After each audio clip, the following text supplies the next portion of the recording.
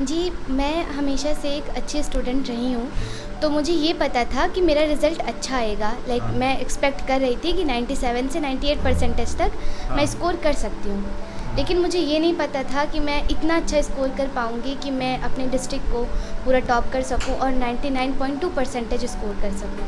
तो हुँ। ये मेरे लिए भी नया था और एक बहुत ही प्राउड मोमेंट था मेरे लिए भी और हम सब के लिए, हमारी फैमिली और हमारे स्कूल, हम सब के लिए एक बहुत प्राउड मोमेंट भी है। तो स्कूल वालों को भी इस तरह से उम्मीद थी? अ, जी, उन्हें भी इतनी ज़्यादा उम्मीद नहीं थी, हाँ, लेकिन वो भी जानते थे हुँ, कि इस बार कुछ हाँ, अलग होगा क्योंकि मेरे स्कूल में हुँ, बहुत लंबे समय से कोई टॉपर नहीं निकला था, डिस्ट्रिक्ट हाँ, टॉपर। हाँ, तो इस बार उन्हें लग रहा था कि अच्छा रिज़ल्ट आएगा, हुँ, लेकिन इतना अच्छा रिज़ल्ट आ जाएगा, शायद उन्हें भी इतनी उम्मीद नहीं थी। लेकिन जब रिज़ल्ट आया और उन्होंने इस चीज़ को चेक करा, मेरे पास कॉल आया, हमने कॉल किया उनके पास, हुँ, तो वहाँ पे भी सब बहुत खुश थे, मेरे घर पे भी बहुत खुश थे। हुँ, हम सब के लिए ये बहुत ही चेरिश करने वाला मोमेंट था, बहुत ही प्राउड मोमेंट था हाँ। और जैसे मेरे पूरा घर, मेरा पूरा ननिहाल, हम सब लोग बहुत खुश थे। पढ़ाई की है। सबसे कहाँ-कहाँ पहले पर? मैंने अपने लोकल यहाँ पे स्कूल में हाँ, 3rd तक पढ़ाई करी। अ, जिया स्कूल यहाँ पे है, जी, हसनपुर में लोकल लोकेलिटी में है, मैंने जी, वहाँ पे पढ़ाई की। हुँ, उसके बाद 3rd से मैंने Surya academy senior secondary public school Amat Sultanpur में एडमिशन लिया हुँ, हुँ, और अभी तक मेरा वहीं पे कंटिन्यूएशन है, अभी मैं 10th वहीं से पास कर रही हूँ। जी। फीस-ऊस कितनी है? फीस के बारे में थोड़ा-सा बताएँ? जी, फ़ीस बहुत ही मिनिमल है, मतलब हाँ, जितना अगर आप देखें जिस हिसाब से सीबीएसई एफ़िलिएटेड स्कूल है, हुँ, इंग्लिश मीडियम है और इतने एक्सपीरियंस्ड, इतने अच्छे टीचर्स हैं हाँ, वहाँ पे, उस हिसाब से मुझे नहीं लगता कि आपको पूरे सिटी में इतना अच्छा स्कूल मिल पाएगा, इतने मिनिमल फ़ीस में। हुँ, लाइक 40 टू 1500 फ़ीस है वहाँ पे, 1000 से 1500 तक। हाँ। तो बहुत ही अफोर्डेबल प्राइस है और वहाँ पे टीचर्स, फैकल्टीज़, हर चीज़ बहुत अच्छी है, तो फ़ीस की कोई वहाँ पे प्रॉब्लम तो नहीं है एज़ सच। 99% का श्रेय किसको देना चाहेंगी? घर अ, वालों को या स्कूल वालों को? जी, इसमें मैं किसी एक को नहीं चुन सकती हाँ, क्योंकि दोनों लोगों का सपोर्ट था, तभी मैं ये स्कोर कर पाई। मेरे नाना जी हैं, इन्होंने मुझे बहुत सपोर्ट किया। हुँ, मेरे मामू थे, इन्होंने सब ने मुझे बहुत सपोर्ट किया। मैं जहाँ-जहाँ पे मुझे किसी भी चीज़ की ज़रूरत होती थी, तो मेरी हेल्प करते थे। मेरे नाना खुद एक टीचर हैं, तो उन्होंने भी बहुत ज़्यादा मुझे बताया कि कैसे क्या करना होता है। मेरे पापा वो भी एक शिक्षक हैं, तो वो भी जानते थे। उन्होंने भी मुझे डिमोटिवेट होने से बचाया पापा और शिक्षक कहाँ पर? कहाँ जी, पोस्टिंग है उनकी पापा की? दुबेपुर ब्लॉक में इस वक़्त पूरे वो ब्लॉक सहायक शिक्षक के हाँ, पद पर वो इस पर कार्यरत हैं। और मेरी माता एक हाउसवाइफ़ हैं हुँ, और वो एजुकेटेड हैं, तो उन्होंने कभी मुझे काम के लिए प्रेशराइज़ नहीं किया। काम के लिए प्रेशराइज़ नहीं किया, तो मैं अच्छे से पढ़ पाई और मुझे कभी डिस्टर्बेंस नहीं क्रिएट हुआ, मेरे घर का माहौल आपने अभी हमेशा काम से की अच्छा बात था। की, तो देखा जाए अभी भी लड़कियों की तादाद बहुत कम है। है ना? पढ़ाई के मामले में। हाई स्कूल इंटर पढ़ा के छुड़वा देते हैं पढ़ाई।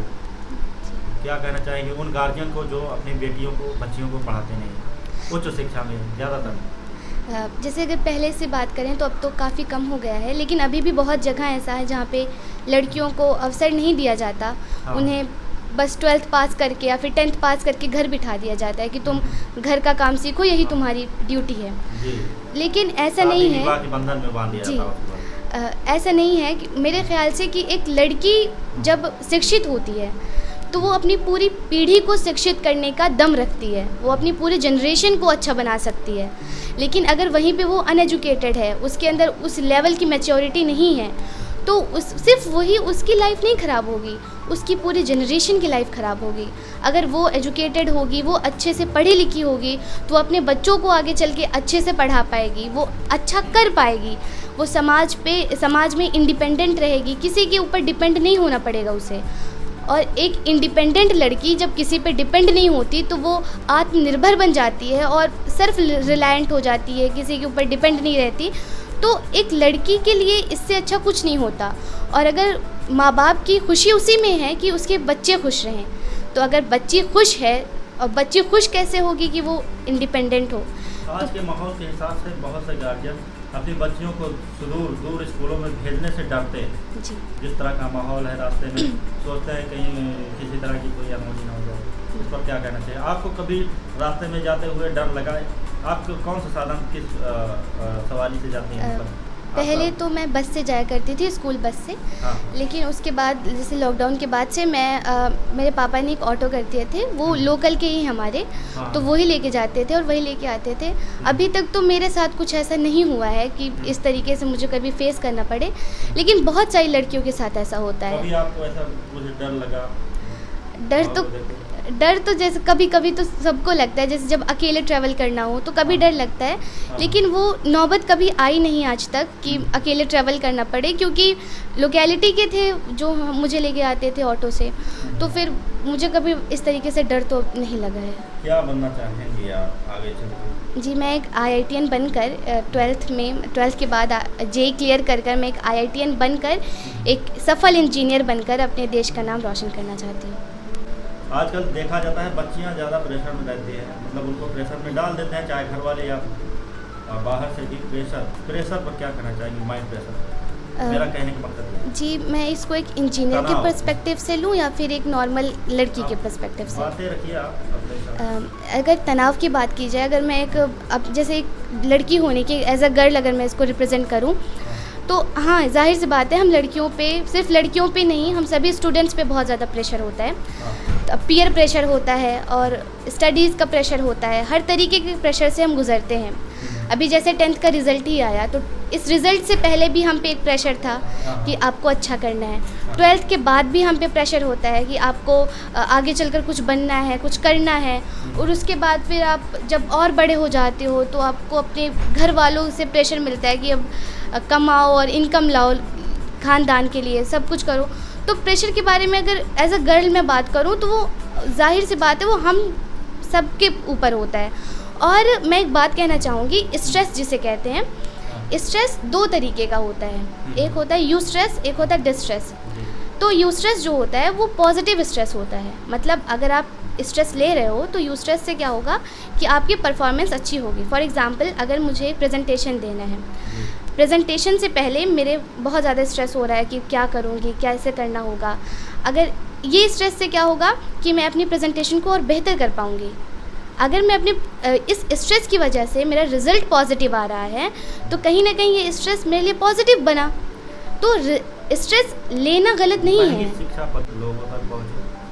मैं ये कहना चाहूँगी कि महंगी शिक्षा अगर हमें कम करनी है, प्राइवेट स्कूलों को आप देखिए, शिक्षा व्यापार बनता जा रहा है जी। इस पर दोस्तों, अगर महंगी शिक्षा की बात करें तो इसको अगर जैसे अब तो ऑनलाइन प्लेटफॉर्म बहुत सारे आ गए हैं, अगर बच्चा पढ़ना चाहे तो उसके लिए मुझे नहीं लगता कि प्राइस या फिर महंगाई उसके लिए कोई हर्डल बनेगी उसके रास्ते में, क्योंकि ऑनलाइन अब सब कुछ इतना आसान हो गया है, इतने अफोर्डेबल प्राइस पे हमें हर चीज़ मिल जाती है। तो मुझे नहीं लगता कि इस तरीके से बच्चों को यहाँ पे प्रॉब्लम होगी। फिर भी ये बहुत ही इस वक्त हमारे लिए बहुत अहम मुद्दा है और इसे सॉल्व करना हमारी रिस्पॉन्सिबिलिटी है, क्योंकि जो इस वक्त के इसको हम सॉल्व ऐसे कर सकते हैं कि जैसे जो बड़े बड़े हमारे नेता हैं, जो बड़े बड़े बिजनेसमैन हैं, जिनको अपने बिजनेस की पड़ी होती है, वो अपने आप वो सेल्फिश होते जा रहे हैं, उन्हें इस बारे में सोचना चाहिए कि वो अपने बच्चों के लिए, अपने कम्युनिटी के लिए, अपने समाज के लिए कुछ करें। और वो समाज को आगे बढ़ाना है तो शिक्षा का सहारा लेना बहुत ज़रूरी है। तो मैं यही कहना चाहूँगी, अगर वो योगदान करें इन चीज़ों में, वो अपने आप से कुछ ऐसी इस्टेब्लिश करें चीज़ें जिसमें प्राइस भी कम हो, बच्चों को अच्छी फैकल्टीज़ मिलें, फैसिलिटीज़ मिले, हर चीज़ मिले, तो शायद हम इस प्रॉब्लम को कुछ हद तक सॉल्व कर सकते हैं।